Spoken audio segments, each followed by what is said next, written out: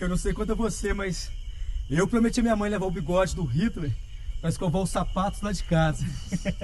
A Segunda Guerra Mundial colocou em campos opostos todas as grandes potências mundiais: Alemanha, Itália e Japão, versus a França, antes de ser ocupada, a Grã-Bretanha e, a partir de 1941, a União Soviética e os Estados Unidos. Ah, e também a China, que já estava lutando contra o Japão e resolveu entrar na festa. Esses estados foram os principais responsáveis por conduzir a guerra, devido a seus potenciais econômicos e poderio militar. Mas é claro que cada um dos lados do conflito contou com apoios, às vezes decisivos, de outros países, entre eles o nosso querido Brasil. Primeiramente, as grandes metrópoles contaram com soldados, recursos e bases militares de suas colônias. Pois é. E é por isso que mais de 1 milhão de soldados africanos lutaram tanto no norte da África, quanto na Europa e no Japão. Em segundo lugar, além das colônias, participaram da guerra dezenas de estados com menor poderio militar e econômico. Países como a Hungria e a Romênia, que eram governados por ditaduras nacionalistas e anticomunistas.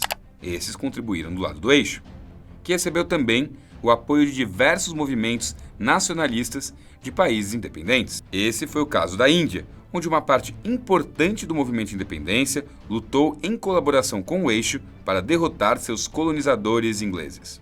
Manja aquela história de inimigo do meu inimigo é meu amigo? Bem por aí. Já os aliados, além das suas imensas colônias francesas e britânicas, contaram com países independentes como a Austrália, o Canadá, a Grécia, a Etiópia, a Iugoslávia e o Brasil. Sim, o Brasil. Então, antes de tudo, para nós contarmos essa história, a gente precisa responder uma grande questão, que é: por que o Brasil entrou na guerra? Bom, quando o conflito estourou, o Brasil era governado por ninguém menos que Getúlio Vargas. Ele que tinha assumido o poder após a Revolução de 30 e posteriormente ampliado seus poderes por meio de um golpe de Estado em 1937. Então assim, nessa época, ele estava mandando mesmo. E não por acaso, ideologicamente, seu governo não estava lá muito longe daquele defendido por Mussolini na Itália. Então, vamos olhar as similaridades com calma. O regime varguista era nacionalista, autoritário e anticomunista. Mas, entretanto, durante seu governo, tornou-se inimigo dos integralistas, que eram, a grosso modo, uma versão BR do nazismo e que havia ganhado bastante força nos anos 30, com direito inclusive a grupos paramilitares uniformizados. O grande líder dos integralistas era um sujeito chamado Plínio Salgado, que chegou a contar com cerca de 80 mil partidários. E também vale destacar que, além dos integralistas, existiam vários movimentos nazistas ligados a comunidades de imigrantes. Pois é, com mais de 2.800 filiados em 17 estados, o Brasil chegou a ter a maior seção do Partido Nazista fora da Alemanha. Mesmo não chegando ao poder, os integralistas e os nazistas do Brasil causaram bastante nos anos 30. Os grupos militares liderados por Plínio atacavam manifestantes de esquerda em diversas ocasiões e arriscaram um golpe de Estado em 1938. Além disso, no interior de São Paulo, um proprietário rural, filiado à Ação Integralista Brasileira, chegou a estabelecer um campo de trabalhos forçados para crianças negras órfãs, que é provavelmente a coisa mais horrorosa já feita em território nacional. Neste campo, colocaram suásticas das bandeiras aos tijolos, como símbolo de sua afinidade com o movimento hitlerista. Pois é, gente, muito mais pessoas do que você imagina compravam as ideias do eixo. Agora, com o Vargas, foi um pouco mais complexa a relação. De início, ele chegou a se aliar aos integralistas, mas, eventualmente, as relações azedaram e Vargas passou a persegui-los. E essa é a grande questão para entender o Vargas na Segunda Guerra Mundial. Apesar de ele ser ideologicamente próximo do eixo, ele nunca foi de fato um aliado. Inclusive, quando começou a guerra, Vargas procurou se manter neutro. Queria preservar o país fora da guerra para poder tirar proveito da desestruturação econômica que o conflito trazia para o resto do mundo. Entretanto, a neutralidade não iria durar até o fim da guerra. E na hora de decidir para que lado o Brasil estaria, Vargas não optou por sua afinidade ideológica. Ele escolheu o lado da guerra pensando naquilo que fazia mais sentido comercial e militar: No começo de 1942, pressionado pelos Estados Unidos da América, Vargas permitiu o estabelecimento de bases americanas em Fernando de Noronha e em alguns pontos da costa do Nordeste. Os Estados Unidos eram, naquele contexto, o país que mantinha relações comerciais mais estreitas e constantes dentre os grandes protagonistas da guerra. E, enfim, mesmo sem declarar oficialmente a guerra contra o eixo naquele momento, o simples fato de o Brasil ter permitido uso militar dos seus territórios pelos aliados colocou o Brasil na mira de submarinos alemães e italianos. E, gente, sem brincadeira, nessa hora começaram a afundar um monte de navios brasileiros na costa. Estes eram navios que levavam suprimentos para o Reino Unido com o objetivo de auxiliar na resistência às pesadas investidas de Adolf Hitler. A morte dos brasileiros nesses navios atacados pelas forças do eixo gerou grande comoção. Essa comoção fortaleceu a já grande pressão para que o Brasil entrasse na guerra. Então, além da pressão externa por parte dos aliados, passou a haver grandes manifestações populares pedindo que o governo deixasse de ser omisso e se engajasse no conflito. Justamente neste contexto, em agosto de 1942, que o Brasil declara guerra ao eixo. Newest ally of the United Nations, Brazil. Mas na prática, essa declaração não significou muita coisa. Quer dizer, 2 anos haviam se passado e o Brasil não atacou, nem teve que se defender de ameaças mais sérias. A única mudança foi que aumentou o temor e as preocupações com as possíveis investidas do eixo. Para falar a verdade, nessa época era comum dizer que era mais fácil uma cobra fumar do que o Brasil mandar tropas para a Europa. Então, os protestos voltaram, exigindo desta vez que o Brasil contribuísse enviando tropas expedicionárias para o fronte europeu. Aliás, os próprios militares tinham interesse em prover às Forças Armadas brasileiras de experiência de combate internacional. E para os aliados, que já haviam perdido milhões de soldados na guerra, não seria nada mal contar com uma forcinha para chegar à vitória. E foi assim que, em julho de 1944, o Brasil enviou suas forças expedicionárias para a guerra. Ou seja, finalmente, a cobra foi fumar. A FEB era composta por pouco mais de 25 mil militares do Exército e da Força Aérea.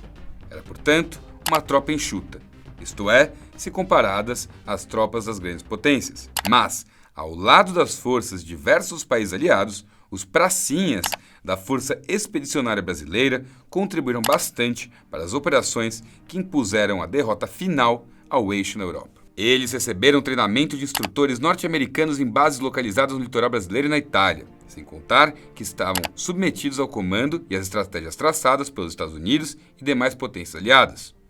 Os combatentes da FEB foram travados na Itália ao longo das 2 últimas fases da guerra na Grande Bota. O rompimento da linha gótica, que era um sistema de defesa no norte da Itália com o intuito de impedir ou de retardar o avanço dos aliados rumo à Alemanha, e também a ofensiva final contra o fascismo italiano. Naquela altura do campeonato, Mussolini já tinha apanhado na África, na Sicília, no Sul e até mesmo em Roma. Inclusive, em Roma, chegou até a ser preso, mas eventualmente foi resgatado pelos alemães. Mesmo quando os pracinhas chegaram, o cara ainda estava lá, vivão, na cidade de Saló, no norte do país. Lá, ele estabeleceu um governo fantoche de Hitler, protegido pelas tropas alemãs. Lá não tinha só a galera da FEB não, tinha gente de tudo quanto é canto. Era uma verdadeira Torre de Babel, com brasileiros, gregos, sul-africanos, canadenses, poloneses, indianos e neozelandeses. As tropas brasileiras incluíam 3 batalhões de infantaria e força aérea, que ajudaram a forçar o recuo da linha de defesa formada pelos batalhões alemães e italianos na Cordilheira dos Apeninos, e segurou os caras lá até o final da guerra na Europa, em maio de 1945. Agora, para dentro das fronteiras do Brasil, tiveram várias mudanças e ações. Com a declaração de guerra ao eixo em 42, todos os alemães, italianos e japoneses passaram a ser tratados como suspeitos de colaborar com o inimigo. Com isso, aumentou tanto o preconceito da população com relação a esses imigrantes, quanto a arbitrariedade das políticas de Estado para controlá-los. E era muita gente. Afinal, o Brasil tem as maiores populações de origem italiana e de origem japonesa do mundo, além de ter no sul do país uma gigantesca colônia alemã. Essa galera sofreu diversas formas de repressão. Suas associações, rádios e jornais foram fechados. Foi proibido o uso e o ensino de seus idiomas, sem contar com as diversas prisões e deportações. E, gente, é muito importante destacar que, de fato, dentro dessas colônias existiam apoiadores desses movimentos. Haviam alemães nazistas, italianos fascistas e japoneses imperialistas. Entretanto, não era o caso de todo mundo. Aliás, não era um movimento geral o bastante para justificar qualquer tipo de perseguição dessa natureza. Foram pequenas minorias dentro desses grupos que, de fato, fizeram qualquer ação em prol dessas ideologias. Ainda assim, a repressão do Estado e o preconceito difundido entre a população atingiram os imigrantes como um todo. Foi nessa época que o Clube Germânia, que congregava imigrantes alemães em São Paulo, teve que mudar seu nome para Clube Pinheiros. E a mesma coisa aconteceu com times de futebol. Por exemplo, em 1942, logo depois da declaração de guerra, o Palestra Itália, de São Paulo, virou Palmeiras. Assim como o Palestra Itália, de Minas Gerais, virou o Cruzeiro. Enfim, no caso dos japoneses que viviam no Brasil, o fim da guerra apenas acirrou os conflitos. É que a ideologia propagada antes e durante a guerra afirmava que o imperador era basicamente um deus imortal e que o Japão estava destinado a vencer. Mais que isso, que um japonês de verdade nunca aceitaria a derrota. Como muitas das colônias japonesas estavam distantes das grandes cidades, as informações quase não chegavam e não tinha muito como saber direito o que estava rolando. E como as autoridades brasileiras estavam perseguindo suas colônias e as impedindo de ter associações, jornais e escolas, os japoneses tinham suas razões para não confiar no que diziam os brasileiros.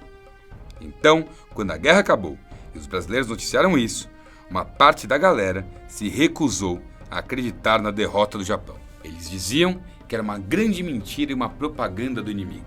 Inclusive, um pequeno grupo de imigrantes que permaneciam leais à verdade de que o imperador e o Japão eram invencíveis passou a se organizar em uma associação clandestina que entre 1946 e 1947 partiu para o terrorismo.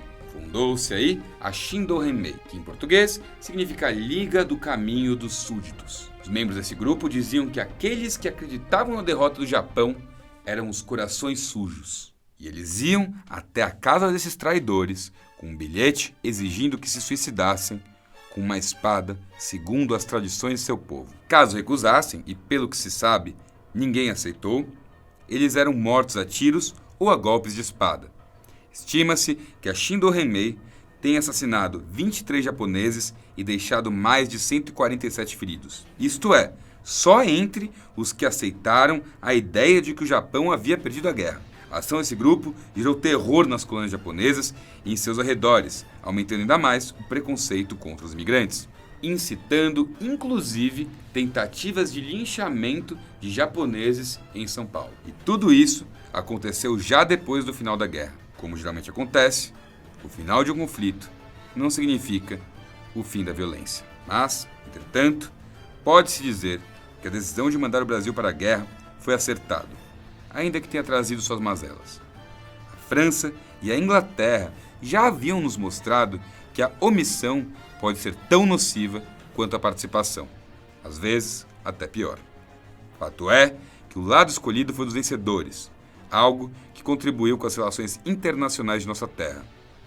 Nada a nada, nós deixamos nossa marca em um dos momentos mais sombrios de toda a história.